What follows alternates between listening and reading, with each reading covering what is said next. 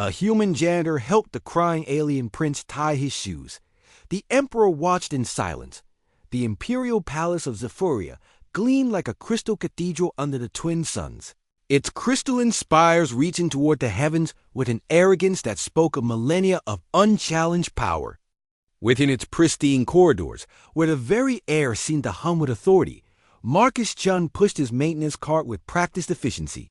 The human janitor had been working in the palace for 3 standard years now, ever since the Terran labor exchange program had brought him to this distant world.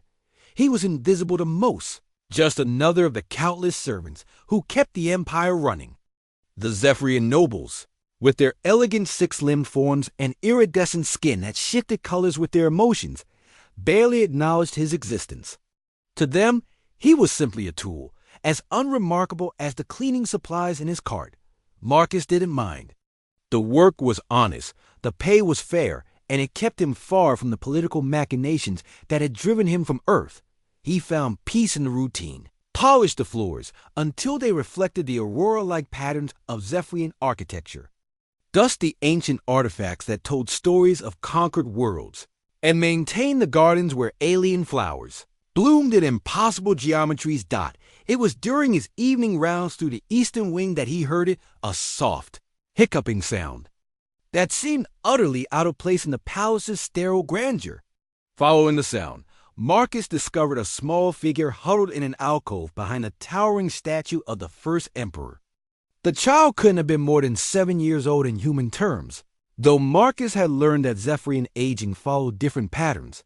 The little prince for his clothing, and the subtle crown upon his head, marked him as royalty was. Sobbing quietly, his skin cycling through deep purples and grays that Marcus had learned indicated distress. His forearms were tangled in what appeared to be some sort of ceremonial footwear, the laces creating a hopeless knot. "Hey there," Marcus said softly, setting down his cleaning supplies and crouching to the child's level. "What's wrong, little guy?" The prince looked up with large, multifaceted eyes that shimmered with tears. I cannot." He struggled with the words, his translator implant rendering his voice in halting standard. "The foot dash bindings, ... they mock me. Everyone will see my failure." Marcus glanced at the elaborate shoes. They were clearly ceremonial, with intricate lacing systems that would challenge even an adult. "Mind if I take a look?" The prince hesitated, then nodded miserably. Marcus gently took one of the small feet in his hands, noting how the Zephyrian child's appendages differed from human ones, longer, more delicate, with an extra joint. The laces were indeed a mess, but nothing that couldn't be fixed with patience. "You know," Marcus said, as he began to carefully untangle the knots, "when I was about your age, I couldn't tie my shoes either. My mom tried to teach me dozens of times, but I just couldn't get it right." "Truly?" the prince asked, his skin beginning to shift toward lighter hues. "Absolutely. I was so embarrassed that I wore slip-on shoes for 2 whole years. My older brother used to tease me about it constantly."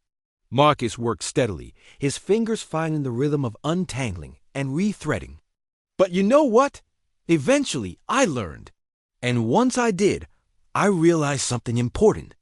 "What?" The prince leaned forward, fascinated. "That everyone struggles with something.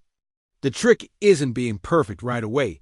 It's being willing to keep trying and not being afraid to ask for help when you need it."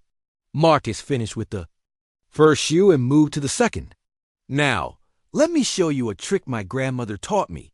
She called it the bunny ear method." As Marcus demonstrated, guiding the prince's smaller hands through the motions, he became aware of a presence nearby. From the corner of his eye, he could see a tall figure standing in the shadows of the corridor, someone whose very posture radiated authority and power.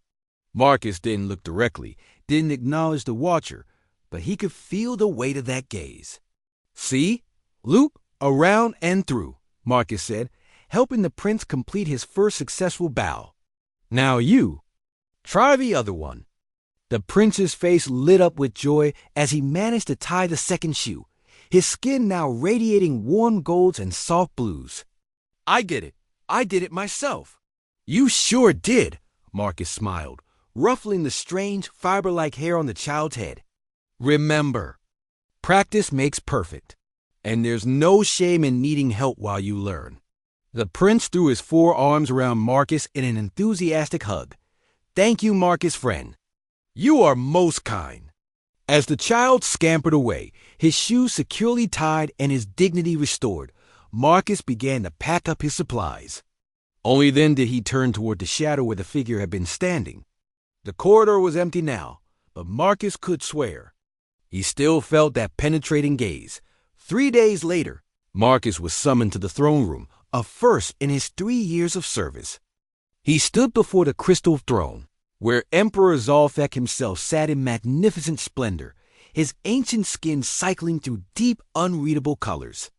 The ruler of 1,000 worlds studied the human janitor with eyes that had witnessed the rise and fall of civilizations. Marcus Chun of Terra, the emperor's voice resonated through the vast chamber. You performed this service for my son. Marcus kept his head bowed. I simply helped the child with his shoes, your imperial majesty. Nothing more. Nothing more, the emperor repeated, and Marcus could hear something like amusement in that ageless voice. Do you know what I expected to see that day when I followed my son's distress through the palace corridors? Marcus remained silent. I expected to find him being mocked, perhaps bullied by the children of visiting dignitaries. I expected to need to intervene with imperial authority, to make examples of those who would dare harm a prince of Zephoria. The emperor leaned forward slightly. Instead, I found a human servant, a member of a species we barely acknowledge, treating my son with more kindness and respect than most of his tutors have ever shown. The throne room fell into profound silence. You asked nothing in return. You expected no reward. You saw only a child in need and responded with compassion. The emperor's skin shifted to deep contemplative blues. In that moment, Marcus Chun of Terra, you displayed the very qualities we claim define nobility.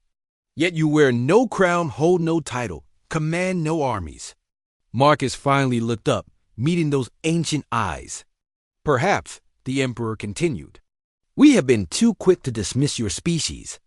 If a simple act of kindness from a janitor can teach an emperor about the true nature of nobility, then perhaps humans have more to offer the galaxy than we have recognized. The next day, Marcus returned to his usual duties, but he noticed something different. The nobles who had once looked through him now offered nods of acknowledgement. Servants smiled as he passed. And in the eastern wing, a young prince sought him out each evening, eager to practice tying his shoes and to hear more stories about the strange. Kind people of Terra, the emperor watched from the shadows sometimes, learning about humanity one small act of kindness at a time.